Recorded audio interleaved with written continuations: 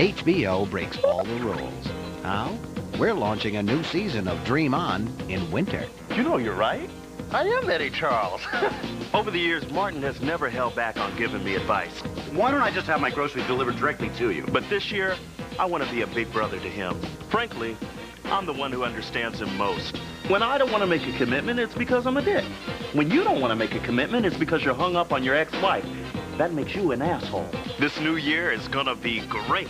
Watch a brand new season of Dream On, one half of the best hour of comedy on TV. Wednesdays, premiering January 19th on HBO. Next on HBO 2. It's Tight Ends, Big Skins, and End Zones with Len, Nick, and Chris. They bring you football from the gut, play-by-play, inside the NFL. Next on HBO 2. Okay, it's funny. It's for charity. It's got really big stars. It's easy to remember. Listen to this, HBO, January 15th, 9 p.m. I don't know, there's no downside here. It's today's hottest names in the year's biggest comedy event as Billy Crystal, Whoopi Goldberg, and Robin Williams host Comic Relief 6, live Saturday, January 15th on HBO. It's perfect. Hey now. This week on Inside the NFL, we're in New York City to preview the decisive NFC East collision between the Cowboys and Giants.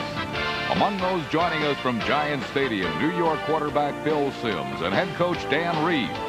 And from Dallas, Texas, Cowboys quarterback Troy Aikman and head coach Jimmy Johnson. And on this week's cover story, the vindication of Carlton Bailey, the ex-Bill who remembers his hostile New York greeting.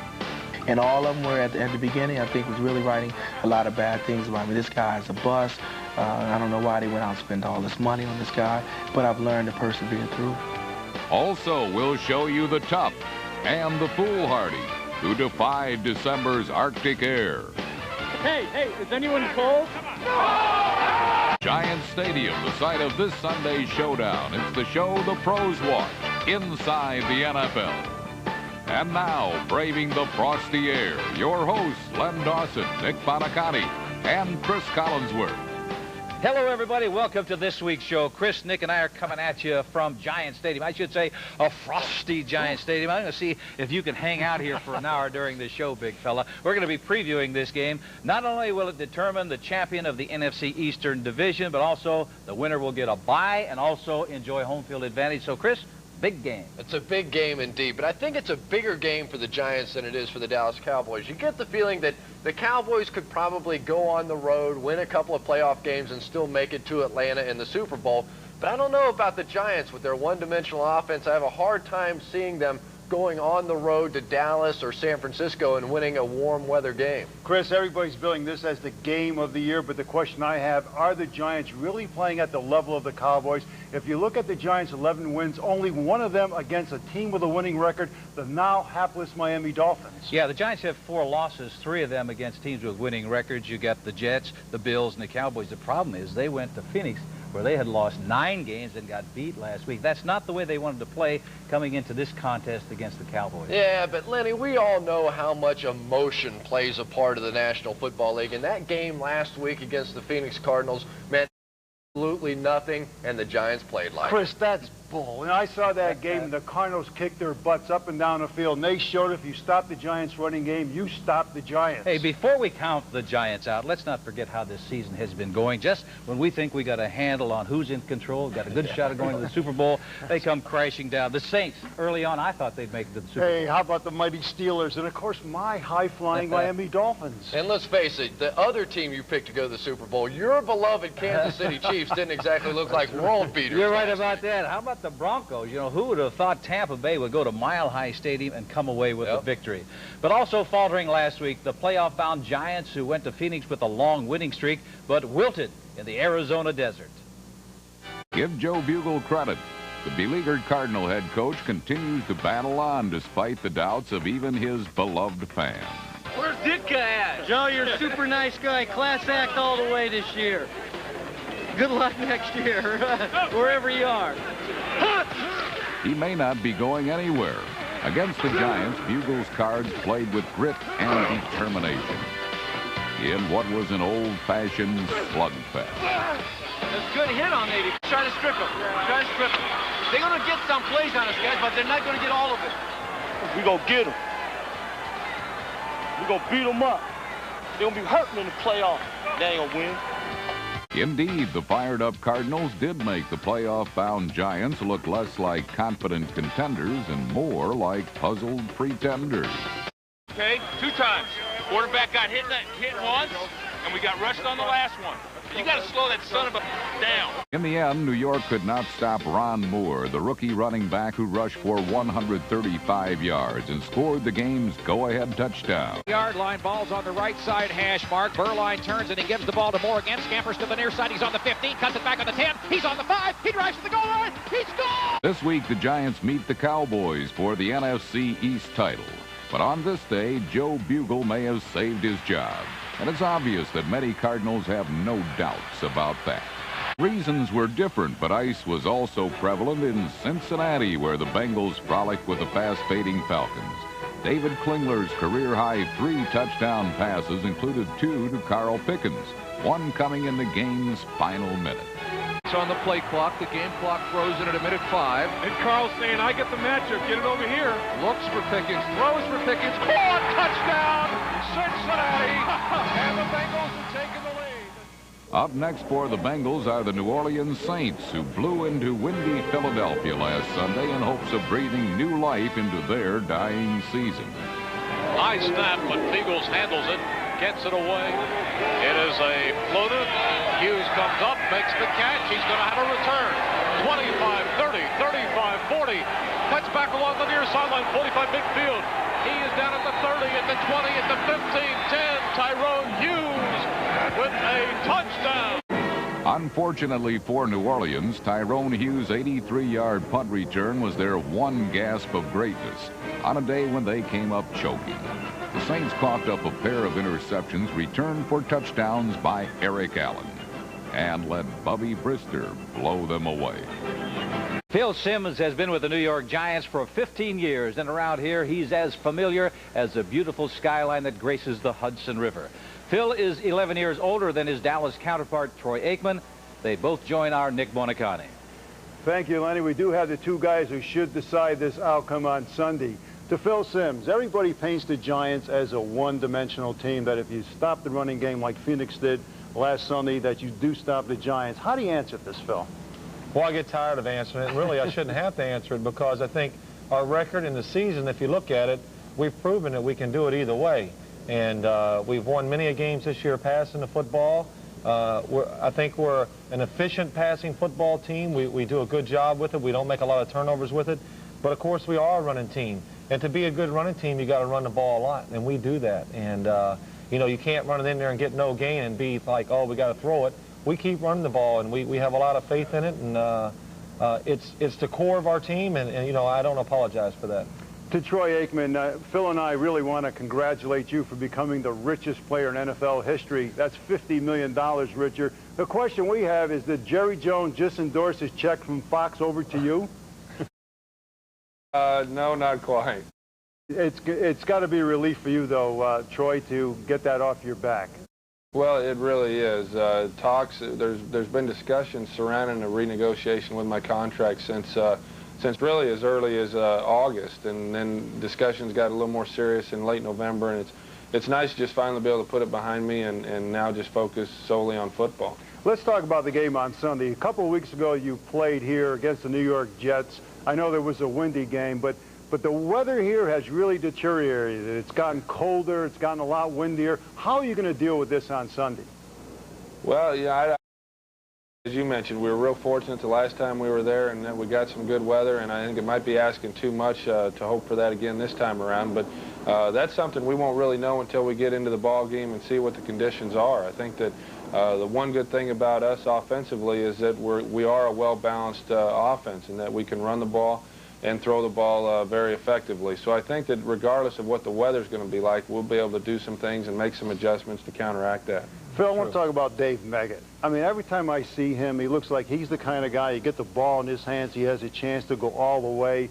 Question I have is, why don't you get the ball in his hands more? Well, I think we do a good job of getting the ball to Dave. He returns the kickoffs, returns the punts. I throw him some passes. We give him the ball and a run, and I don't know what else we can do. He's done a great job for us. Dave's a great person, great football player. But the big thing we always worry about, you give it to him too much, he could wear down and he could get hurt. And I think so far, the first 15 games of the year, Dan Reeves and his staff has done a great job of spacing it out. And when we really need him, we've used him. Troy, a great finish to the season, but when you were 0-2 in the beginning of the year, did you ever think that 3 months later that you'd be playing for home field advantage? Well, I think we were all still pretty confident in our football team and we felt that we would have a good season. Certainly starting off the year 0-2 puts you at a disadvantage, but we were able to get on a roll, a 7-game roll after that initial start.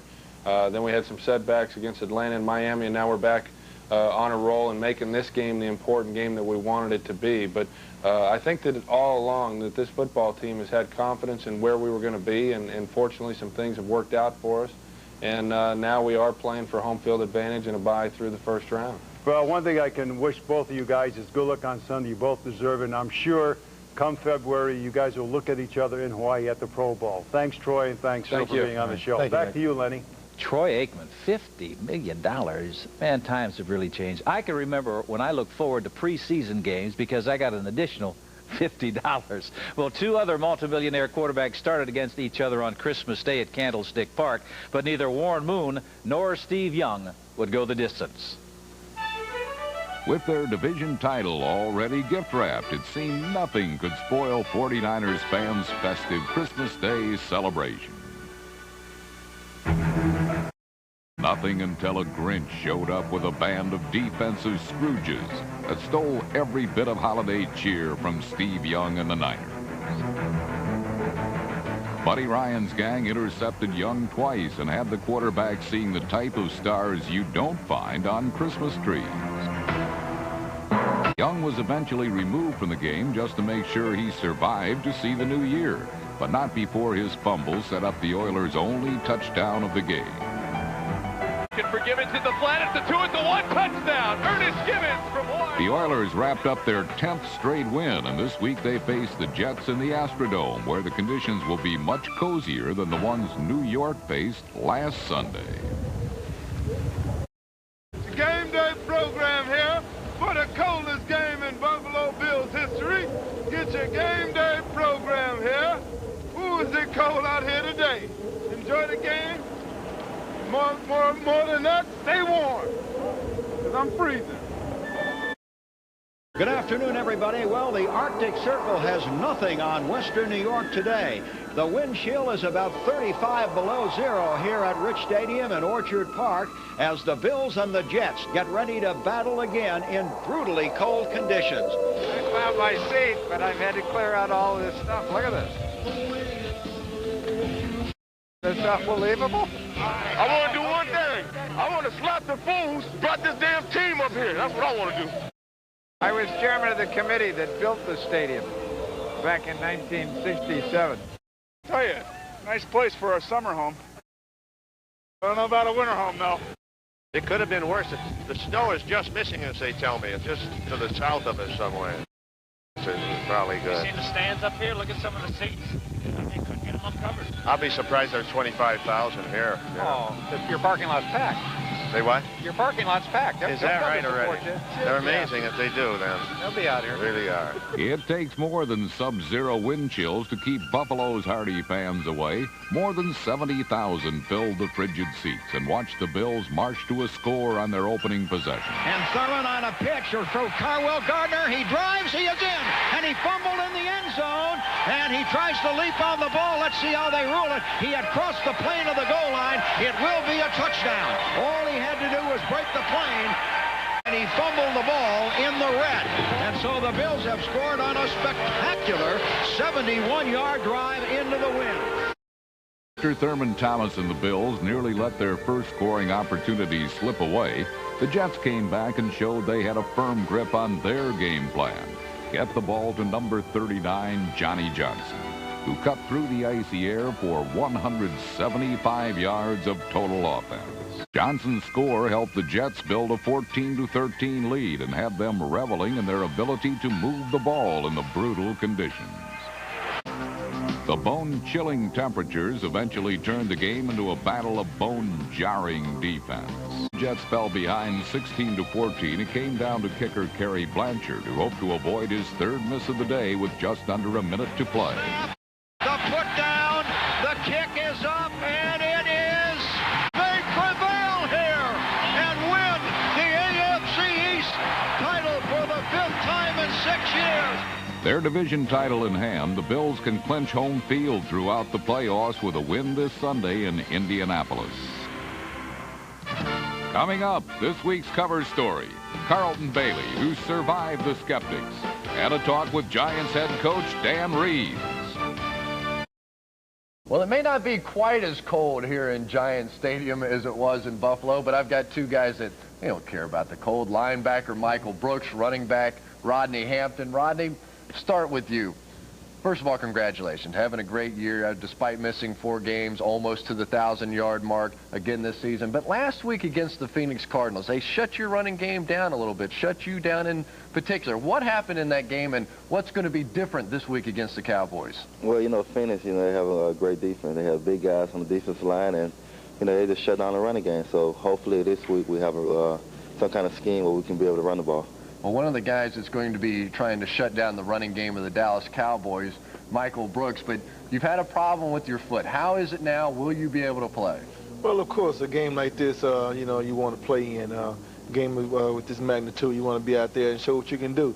So my foot is doing fine, and so I'll be out there Sunday and ready to play.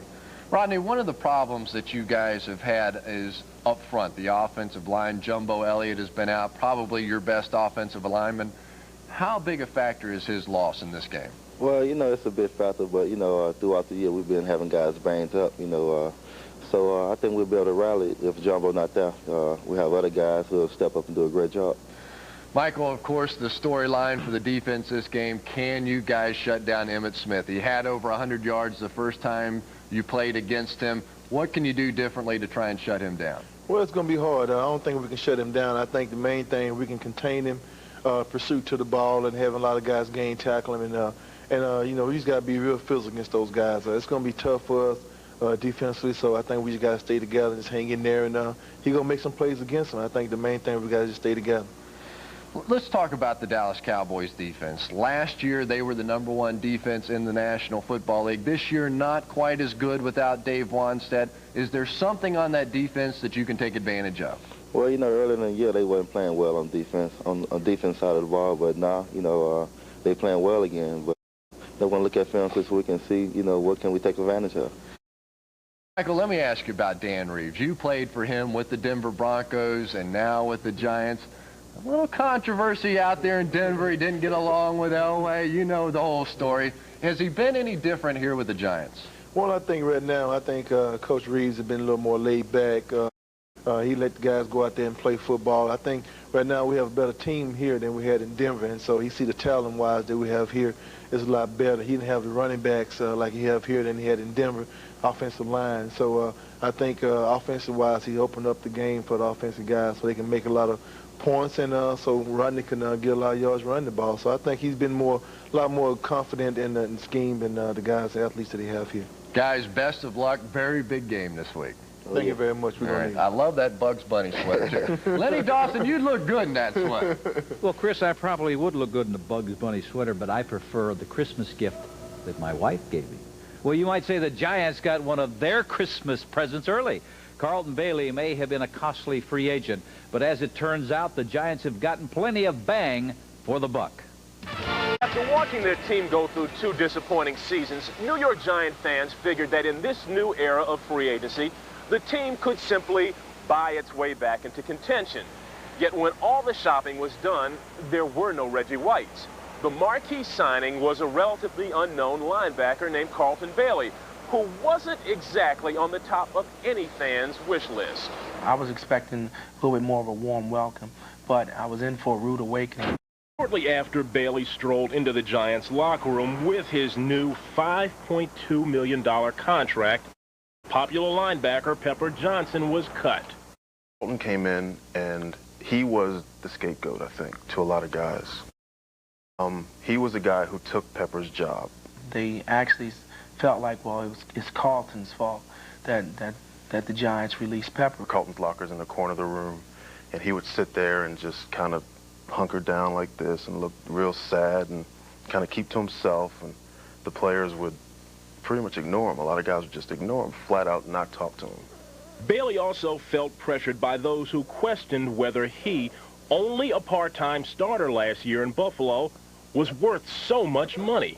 And then all of a sudden, you know, you had the media, and I had a whole bunch of people just coming down on me. And all of them were, at the beginning, I think, was really writing a lot of bad things about me. This guy's a bust. I don't know why they went out and spent all this money on this guy. I called a bunch of GMs around the league, and they were saying, I think the Giants got snookered. I can't believe they got suckered by signing this guy for so much money. Well, that was then, and this is now. Today, as the Giants head into the playoffs, it's clear that by letting Pepper Johnson and Carl Banks go and adding Bailey and former Bronco linebacker Michael Brooks, new head coach Dan Reeves and his staff were creating the nucleus for the Giants' defense of the future. I think it was real important that everybody have a fresh, clean start and start anew with what we wanted to do. And we wanted to evolve around the people that wanted to be here and wanted to do the things we wanted to accomplish with them. And it just so happened that it took that route, and certain guys stayed and certain guys didn't. Dan brought a lot of new players in, and luckily we started working well together right from the jump street. I think me and Bailey kind of set the road that we was the new guys on the block. Bailey and Brooks have been teaching Mike Nolan's attacking defensive schemes to guys like Keith Hamilton and Corey Miller, young players who have stepped in to help make the Giants the NFL's 6th-ranked defense. Coach Nolan's basic philosophy is this: to go out there and win your one-on-one. That's all he really talks about, your one-on-one battle. Once you win your one-on-one battle, then you can overcome everything else. It took a while, but everybody's gelling together now. Everybody's looking for now me and Bailey to make a lot of plays on the defense, and everybody stepped up, you know, their level. And what about the player the Bills benched last year? Well, Carlton Bailey leads the Giants in tackles by far, and surprise, surprise, his teammates have warmed up a bit. There's GMs, the same people who were saying the Giants made a mistake, are now saying he should go to the Pro Bowl. I think probably after the Buffalo game was probably the time I might have had like 16, 17 tackles or something like that. And then all of a sudden the guys started to ease up a little bit. And now players stop by and say hi, and I mean the perception is, the turnaround has been amazing. Just goes to show you, winners are never short of friends. I'm here with Giants head coach Dan Reeves. Many predict that he will be the coach of the year. Dan, the past 2 years, the Giants were 14-18, then you come on the scene, and right now they're 11-4, and you're fighting for a spot in the Super Bowl. Congratulations on a great job so far. Well, thanks, Nick. It's been fun. I think anytime you win, any coach will tell you got to have players, and these guys have done an awful great job of focusing in week by week on the next opponent, and you got to give him a lot of credit. Now, we just saw a feature on Carlton Bailey, and I remember 2 years ago when he was playing with Buffalo, he had that interception for a touchdown, kept you guys out of the Super Bowl. Was it that play that prompted you to go out and sign him when he became a free agent up in Buffalo? No, not really. I mean, we had played the Buffalo Bills, it seemed like every year since I've been a head coach, and always in Buffalo, but had seen Carlton play several times. That particular play really didn't stick out. When I came here, George Young and Tim Rooney, who are with our personnel here, had Carlton Bailey as one of the guys they were looking at as far as linebackers were concerned, and we looked at a lot of film on him and just thought he was a guy that could get better. You were major name as a Cowboy player, had a great career with them, and then you coached with the Denver Broncos for 12 years. Now this week you're going to be looking across the field, you're going to be seeing the Dallas Cowboys again, really knowing that they're the obstacle that stands between you and a possible Super Bowl. How does that affect you? Well, it's a tremendous challenge. First of all, look across and see the defending world champions, you know, is I think the biggest thing. But seeing that helmet with the little star on it that you wore for so many years as a player, and then, you know, coach for that organization, you got a lot of great memories of the Cowboys, and certainly the things that I believe in as far as our organization is concerned come from spending 16 years in Dallas with Coach Landry. So it's going to be kind of special, and the fact that we've got a chance to win a division championship is exciting. But we realize we've got our work cut out for us because they really don't have any weaknesses. They're a really good, great football team. As I looked at that Dallas offense, I mean, they have so many offensive weapons. Everybody knows about them.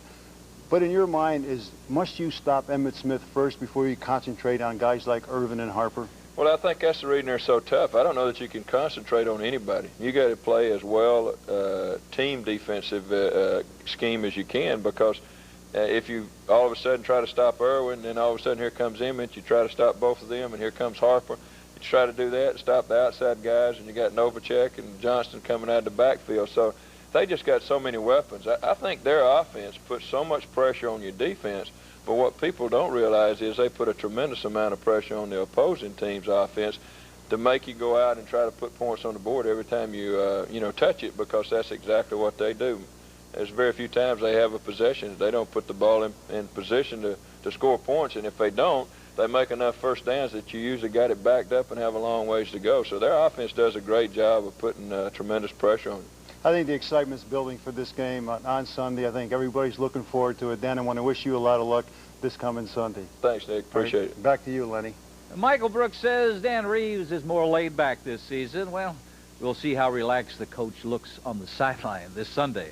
But whatever happens, Reeves knows he's got a team going to the playoffs. And after victories last week, so do the Lions coach Wayne Fonts and Green Bay's Mike Holmgren. The frozen tundra, but it works to our advantage. How? For sure is in Venice Beach. Just come out of it alive and warm. Hey, is anyone cold? No! Get! The offensive line, you're playing the best defensive line you face this year for the playoffs! Shut him down! Marvel! D-line, O-line on 3! 1, 2, 3, 4! In frigid temperatures reminiscent of the famous chilling championship of 1967, the Green Bay Packers clinched a playoff berth, and Sterling Sharp became the first receiver in NFL history to record his second 100-catch season. Sharp comes in motion to this near side. Here's Favre back to throw it. Favre goes to the outside. It's caught by Sterling. Sterling gets away from the man at the 20, the 15, to the 10, to the 5. All players in the history of this game, Jim. Not many people could have turned that into a touchdown. The Raider offensive line was overmatched as the Packer rush, led by number 64, John Yurkovich, was relentless and racked up 8 sacks. Second down. Here's Evans back to throw on second down. They chase him out of the pocket for screen, and he sets a screen up, and it's knocked down at the 38-yard line. A fumble. Tackle. Do the Packers have the ball? Apparently they do. And they're going to give it to the Packers. There's a touchdown for Leroy Becker. And the Packers go up 20-0. Now we got to stay in this till the last second now. Focus. Think about what we want here. Yeah. Favre, the quarterback. Favre on the ride. They're going to go straight up the middle to Darrell Thompson. Darrell Thompson at the 45. It's a race. It's a touchdown, Darrell Thompson. Oh, big play for the kid from Minnesota. That puts the Packers well out in front. It is 60 yards on the touchdown. The Packers have made it to the playoffs, and now next week it's for the division against the Detroit Lions. And we're in the tournament. Yeah. Right now, hey, it's just the start now. You know, you worked so hard to get this thing done this year, and we haven't done it easy one time. I am so proud of you, I can't put it into words. But you know the thing we talked about last night at the meeting about staying together, fighting, overcoming obstacles, making believers out of people who didn't think we could get it done? And it's been 25 years, okay? It's been 25 years. Congratulations to each and every one of you. In Chicago, the Bears were left in the playoff cold as the Detroit Lions devoured over-anxious blitzers like number 59 rookie Joe King. Behind 2 touchdown passes from Eric Kramer, the schizophrenic Lions, horrid one week, good the next, were good enough to defeat the Bears 20-14.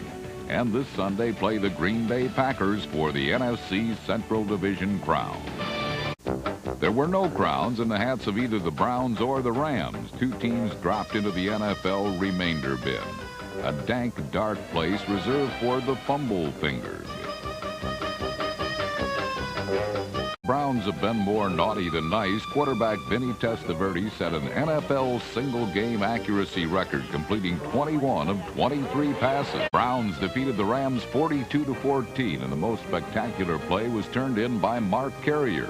who was standing in for All-Pro punt returner Eric Metcalf. Carrier drifting to his right, has it at the Cleveland 45, across the 50, into the 40. The ball carrier's gone. How about that? If that isn't a good Eric Metcalf imitation, I don't know what is. This week, the victorious Browns play the Pittsburgh Steelers. Well, it certainly is beautiful here in New York City, but cold. Gary Myers, you're lucky to be in Dallas today, believe me. I've got to ask you, though, about the Dallas Cowboys. They signed Troy Aikman to that $50 million contract, and I couldn't help but wonder, how did Emmitt Smith react to that? Well, Chris, when I talked to Smith this week, he says he doesn't begrudge Aikman the money at all. He has no problem with Troy. But I think this opened up some old wounds of what happened over the summer. He had to hold out 2 games into the season to get what he felt was fair market value. Then 3 months later, he turns around and Aikman gets a $50 million contract. He's wondering why he had such a hard time getting his deal done. Jerry Jones said the fact that Aikman was under contract made his negotiations less public, but no easier than getting the deal done with Smith. Well, other than Emmitt, how is the mood of the Cowboys as they get ready for this big game? Very upbeat. In fact, Jimmy Johnson said the swagger is back in the team, that they feel good about themselves. He feels good about the team.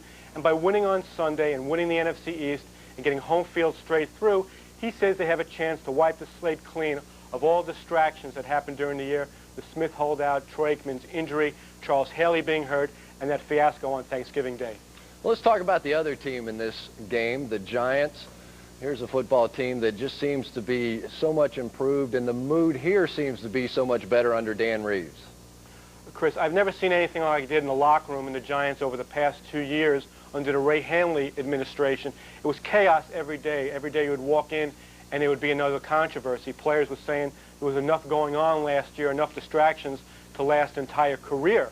This year, there's hardly been any players complaining, which I think is a direct reflection of the influence Dan Reeves has over this team and the respect that the players have for him. Well, the focus right now is on their coach, Dan Reeves, but soon it is going to be on general manager George Young. They've got some key free agents to sign. George Young took a completely different approach signing his potential free agents as most other teams did.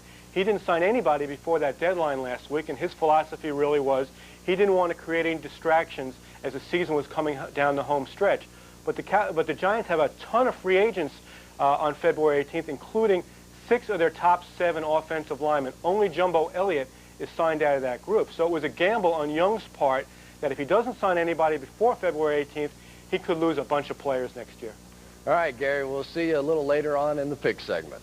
Okay, Chris. Hopefully we'll both do a little better because last week was a week crawling with upsets. Our highlights continue now as we show you the Chiefs and the Steelers getting spanked on the road. Bill Cowher's Steelers traveled to Seattle, still in contention for a wild card playoff berth. However, the only team that played like there was something at stake was the Seahawks, who had seen their playoff hopes vanish long ago. Seattle's John Vaughn, number 22, ran roughshod through Pittsburgh's top-ranked defense for 131 of their 267 rushing yards.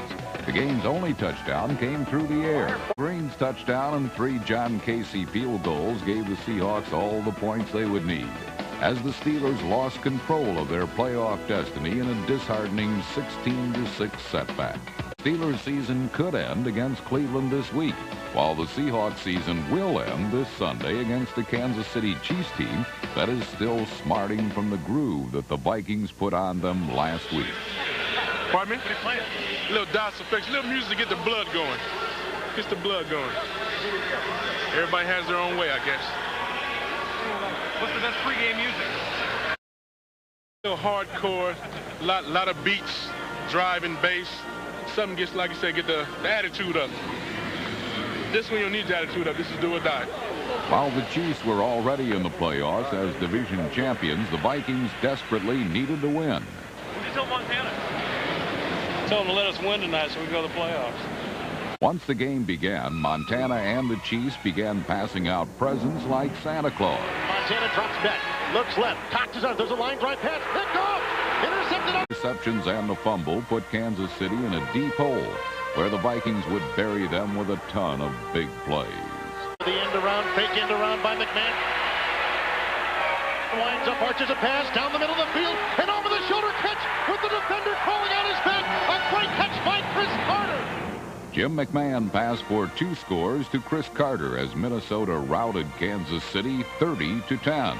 Man throws an arching pass into the end zone, head over the shoulder, lunging touchdown. The win left the Vikings 1 victory away from the playoffs. One more game, but that was my last home game right there. Felt I did what I had to do to be successful. And after this, they can no longer call me a rookie. The victory set up a matchup with the Redskins, a team that had the unfortunate task of facing the Dallas Cowboys in Texas Stadium last Sunday. Against the Redskins, the Cowboys came out with all of their guns blazing. With Emmitt Smith rushing for 153 yards, Dallas won their 4th straight game, and all seems in order for another Dallas run at the Super Bowl. Play fake, bootleg right, looking, nobody open. Throws it on the dead run, touchdown, of course, to Michael Irvin. It was the most lopsided defeat in the history of this fierce Dallas-Washington rivalry. When it mercifully ended, Dallas had a 38-3 victory. Williams takes it at the 38, left 45. Ahead for Dallas, the New York Giants, and a winner-take-all battle for the championship of the NFC East. Where are they now? Ex-Viking super safety Paul Krause and the head coach of the defending Super Bowl champions, Jimmy Johnson. We all know that going into the playoffs, you want to be playing your very best in all phases of the game. Judging from the highlights of the Washington-Dallas game, the Cowboys have it all going their way. That was no contest. And, Nick, I'm sure Giants fans hope that this Sunday the weather is lousy. Well, the Cowboys are right where they want to be. If the New York fans think that the weather's going to equalize the game, they're wrong, because great teams find a way to win in bad weather. The only chance that the Giants have is if they control the line of scrimmage and they get back their best offensive lineman, Jumbo Elliott, who's been out with a back problem. If Phil Simms comes up 2nd and 7 and 2nd and 8, the only question in the game is by how much will the Cowboys beat the Giants? Well, I disagree with what you said about the weather. I think it's going to play a big factor because the only real difference between these two teams is the passing game of the Dallas Cowboys. They're almost mirror images as far as the running game and the defenses are concerned. So if the wind and the cold can neutralize Aikman and Irvin and Harper, I think the Giants have a real shot to win this one at home. I agree that Phil Simms knows the wind conditions here at Giants Stadium better than Troy Aikman, but Aikman has a stronger arm. Besides, a couple of weeks ago, Aikman and the Cowboys came up here and beat the Jets easily.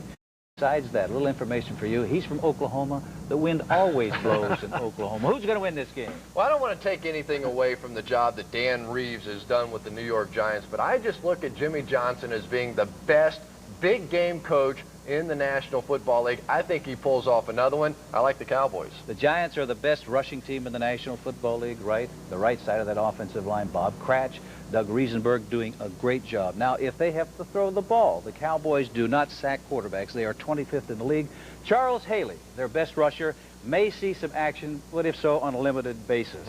They're 6-1 here. They'll be 7-1. I like New York. You know, Lenny, this is a game of big names, and we know big contracts. You know, about John Madden is talking about Aikman, Irvin, and Smith. I think a little-known wide receiver and punt return man by the name of Kevin Williams is going to be the big play guy and the game breaker for the Cowboys. I like Dallas. A well-known player by the name of Dave Meggett for the Giants will make some big plays in that contest. You know, we've been talking about offensive threats, and even a month ago, many of us marveled at the scoring potential of the Miami Dolphins. But as Nick Buoniconti predicted, the Dolphins have been unable to escape from a long, long slide. Last Monday night in San Diego, Don Shula was hoping for a win to clinch a wild card spot. The Chargers, however, had other ideas, and with a couple of big plays, ran away with the game. Natrone Means nowhere to go, slips through the hole, goes to the 40, streaks. Natrone Means' 65-yard run was matched only by Anthony Miller's Hail Mary catch at the end of the half. Back to throw, 2nd down and long, looks, launches it deep, throwing it into triple coverage in the end zone. It's going to be tipped off, and it's caught, touchdown! San Diego never let up, totaling a season-high 45 points. They pick it up, goes to the back of the end zone to Miller, caught it! Touchdown! Down in 10. Harmon is a running back. Everybody into the pattern. Humphries to throw, caught by Harmon at the 10, to the 5. Chargers will try for another offensive onslaught this week against Tampa Bay, who last Sunday took John Elway and the Broncos completely by surprise. Few gave the Bucs a chance against Denver, but this time the mile-high miracle was a Tampa Bay upset. Dave Moore's score in a 14-yard toss to Courtney Hawkins knocked the Broncos out. Bucks win is a rare sight, almost as uncommon as a Patriots victory. But last Sunday, with the wind chill factor of -21, New England was triumphant. Colts had trouble finding their footing and never found the end zone, while the Patriots moved up and down the field for 400 total yards and 38 points. 4th and 1, the give to Russell to the right, pounds it in, drives it in, there it is. Touchdown, Leonard Russell! New England recorded its first shutout since 1987, and this week Bill Parcells and the Patriots will go for their 4th straight win when they host Miami. The Christmas tree at Rockefeller Center remains one of the most popular tourist sites in New York City, despite the frigid temperatures of recent days. And leading a group of unwelcome tourists about to arrive from Dallas, Cowboys head coach Jimmy Johnson. He's with Chris. Thank you, Lenny. And, Coach, thank you very much for being with us. Got to ask you, though, has this been a tougher year for you to coach? Last year, it just seemed like everything fell into place. This year, you've got the contract holdout with Emmett. Everybody seems to be negotiating some kind of a new deal. You lost your defensive coordinator. Has it been tougher this year? Well, Chris, it has been tougher. I think we're experiencing this year what most teams experience every year. Last year, it was pretty well a year where we made progress every week. We really avoided the major injuries, didn't have holdouts, and went on and won the Super Bowl. This year, situation, we had horrible weather games. We lost our star quarterback for a couple of weeks. We've lost really our best pass rusher for about half the season, and so we've experienced everything this year, and yet our guys are still in position to go ahead and win the division and get home field advantage. Well, one other thing, you also had to jump on your coaching staff a few weeks back. How much have you missed Dave Wannstedt as your defensive coordinator this year? Well, we've missed him. I think Butch Davis, my coordinator now, is doing an outstanding job. But when you have changes like what we had this year, you really lose something because my coaching staff was with me for about 10 or 15 years, and you really don't overcome that in just 6 or 7 months' time in picking up some new coaches. I think our guys are working at it. I think we've made progress, especially the last 2 or 3 weeks. And I think that we're going to be fine in time, but you just don't replace 10 or 15 years of experience of working together in just a short period of time. And this week, the big game against the Giants, you also lost a couple of key guys. Mark Stepnoski, Charles Haley's been struggling with that back injury. Is this team now as good and as prepared as you were going into the playoffs last year? Well, I think we're close. I think, a lot of people look at our team last year and they remember the Super Bowl game. They remember how we played in the playoffs against San Francisco and Philadelphia. But during the season, we struggled throughout the year. And I think that we're in position to play as well as what we did a year ago, but we still have to win this game with the Giants. Well, Coach, they say if you can stop the running game of the New York Giants, that you can beat this football team. Is that your plan going into this one? Well, that's part of the plan, but the biggest way to stop the running game of the Giants is to score points yourself. The first game, we scored 17 points in the first 3 drives and got them out of the ball possession, field position type of a mode. They had to open up their offense, and I think that exposed them a little bit. We've got to score some points early. We've got to stop the run defensively, but we've got to do well offensively as well. All right, Coach, I know you want to get back and do a little jogging there today with your personal trainer. Best of luck to you this weekend. Thank you, Chris. Lenny, back to you. Jimmy Johnson did a terrific job last year, but I think he's done a better job this year overcoming a lot of adversity, and he has them in position to win their 2nd Super Bowl in a row. Not too long ago, when the Minnesota Vikings had a team that would reach 4 Super Bowls, the Purple People Eaters had a safety without equal, Paul Krause. From 1964 to 79, with the Redskins and Vikings, Paul Krause was a master thief, and his jewels were flying footballs.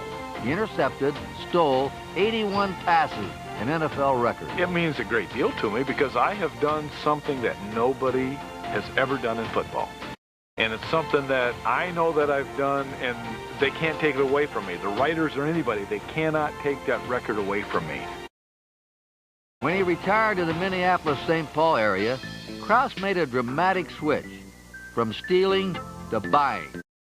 He went into business for himself, developing a knack for finding profit in unlikely places. I buy and sell. And basically, I'll buy and sell anything that I can afford if it's a good deal. I bought Atlas Auto Parts a couple of years ago because I thought it was a good deal and it's a good business to be in. We'll buy anything, any type of a car, from foreign cars to regular General Motors, Fords, or whatever, in almost any year. We'll take the cars in, we'll part the cars, take the engines out, the trannies out, the axles out, anything that is a good part, we'll take those out of the car and store them, put them in storage, and try to sell them, of course. I bought and sold a lot of real estate over the years. I have developed 5 different residential areas, single family. This is 89 Oxford. It's a 4-plex that I bought and renovated for my daughter to live in while she was attending William Mitchell Law School. And we renovated it. It's over 100 years old, and now that we've renovated, we'll try to go on to something else. I bought Pinewood Golf Course here about 9 years ago. It was a golf course that wasn't doing very well. When I bought the golf course, I also got the lots. And I thought it'd take me about 4 years to get all the lots developed, and that's what it did. It took me 4 years. So we're all very happy with it. Paul, here's the new color things for Value America. Oh, they look good. Value America is a concept that is just coming out right now. We provide a way for charitable organizations to earn money. And it is a coupon book that has all of the national food services and food chains. And we sell the book to a charitable organization, and they in turn sell it to their customers. Paul's business partner also happens to be his wife. My wife, Pam, we have known each other since we were 4 years old in Michigan. She's my best friend, too. And we spend an awful lot of time together, and she's a very good business person. Now that their 3 children are grown, Paul and Pam recently moved to a smaller house astride a country club. The kids, growing up now, like to visit. My family is the most important thing to me, and that's why I like to spend a lot of time with them, and I'm proud of each and every one of them. Paul Krause, he's always taken pride in being a step in front of the competition. Many players have a difficult time finding a purpose outside of football. You just saw that Paul Krause is not one of them. Neither is Warren Moon, who in this week's Player Diary talks of a cause and an organization close to his heart. Well, you've caught me at my other job, where my staff says I spend entirely too much time. But the Crescent Moon Foundation is very dear to me. It helps give me perspective, and it keeps me focused outside the artificial world of football. I caught a couple of breaks growing up, and it was organizations like my foundation that gave me the opportunity to become who I am today. One solution in a world full of problems is education, and I was determined that if I ever reached a position to give back something, it would be in the form of educational opportunities. It's tough growing up in the inner city. Role models and mentors are hard to come by. But when kids reach out, we must be there to provide a helping hand. Today I feel like a proud father because our first class of Foundation Scholarship recipients are getting ready to graduate. 20 students from universities across the country will complete their education and hopefully pass the torch of education and opportunity to others. About that big game in the Meadowlands this weekend, you know us Texans from the Lone Star State, we stick together. So I'm pulling for the Cowboys this weekend in an all-Texas Super Bowl in Atlanta. Warren Moon says an all-Texas Super Bowl. That means his ribs are feeling better because I think they're going to have to go through Buffalo once again to get there. The disaster. Yeah. We have to go through the pick segment here to find out how right. we did. I hate this. I love this. I'm loving it more every week. All right. Nick was the best last week for the season. Hey, Gary, Nick, a tie. Okay, this is the big week to determine who's going to be winner for the regular season. Earlier in the show, we selected the Giants-Cowboys game. Gary likes the Giants. Now it's time to pick the rest of the games. Buffalo will clinch home field throughout the playoffs by beating Indianapolis. Pittsburgh will defeat Cleveland. Chris, though, likes the Browns. Phoenix will finish 7-9 by defeating Atlanta. Kansas City will take care of Seattle. San Diego downing Tampa Bay. Chicago will end the season 8-8 by beating the Rams. New Orleans will defeat Cincinnati, according to Gary and Nick, not according to Chris and Len, though. And San Francisco will finish with the victory over the pesky Eagles. Now, for some of the more marquee matchups. Denver at the Los Angeles Raiders. Raiders need a victory to clinch the playoffs. Gary, let's start with you. Okay, Lenny, the Raiders have become a totally one-dimensional team. They cannot run the ball, and their quarterback, Jeff Hostetler, is coming off with concussion. I like Denver in this game. Well, the Raiders just got trampled last week up in Green Bay, but they have a defense and they have speed. The speed was negated by the cold field in Green Bay. I like the LA Raiders in their defense. Yeah, and the Raiders have the #1 pass defense in the National Football League, very strong at the defensive line and cornerback position. I think they match up well with LA. I like the Raiders too. I like the Raiders as well, particularly because of that speed on the outside. Green Bay at Detroit. The winner gets NFC Central and a home game next week. Gary, what do you think? Well, Lenny, these two teams will probably play again next week. I like the Packers because last week their defense really turned it on. 8 sacks to the Raiders. Darrell Thompson rushed for over 100 yards. I think they'll beat the Lions and win the Central. Well, Eric Kramer just totally changes that Lions offense. I mean, those guys were wide open in a very, very cold day against the Bears. It's a totally different team, but it's the defense of the Green Bay Packers that makes a difference in this ball game. I do like the Packers. I love the way he talks about it, Detroit. That's right. You know, everybody talks about the Packers' defense, but offensively now that offensive line is doing a much better job of protecting Brett Favre, and maybe part of the reason he's not throwing the interceptions he did at one time. I like the Green Bay Packers. You hit the key right there. Brett Favre is making the right decision, not throwing interceptions. I like Green Bay as well. Miami is at New England. Miami needs a victory for the playoffs. Gary, how do you see this game? Well, Len, I think the Dolphins are right now in an irreversible tailspin. They've lost 4 games in a row. The last 2 games, they've given up over 90 points. And really, if you look at the last half of the season now, the Patriots have won 3 in a row, and their previous 6 games, they lost all 6, but only by a total of 20 points. I think Bill Parcells will get the Patriots a victory in this game. Hey, one thing the Patriots have had all year long, they've had a defense, and they still have it now. They're turning Russell loose, and the offensive line is blocking for Bledsoe. I like the Patriots. Yeah, the big question mark all season long has been the offense of the Patriots, but boy, did they put on a show last week. I think New England continues. I like the Patriots, too. Longest winning streak in 5 years. That's 3 right. games. And do they have that guy with the snow plow still up there? Yeah, I like the Patriots as well. On